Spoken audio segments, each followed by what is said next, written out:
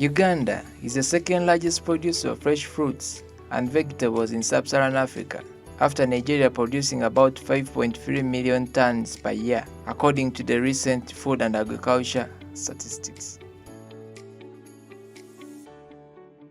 Mango is one of the best fresh fruit grown in Uganda on a large scale, and it is the most widely distributed of all the fruits in Uganda.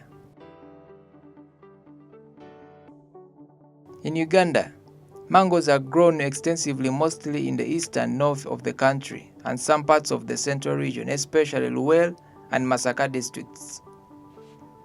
Mangoes are the most common in Uganda, with almost every household having one or more trees in their homesteads.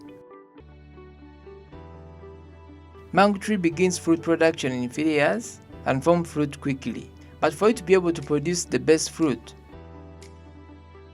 what are the best practices for growing mangoes? These include preparation of nursery beds, seed collection, soil management, planting procedures, control of seedling density, use of fertilizers, irrigation and pest control. Sometimes they may also include root pruning. Mangoes can bring in more revenue due to its high market value and high demand. Since it's a seasonal fruit, it's highly perishable and value addition is necessary to avoid losses.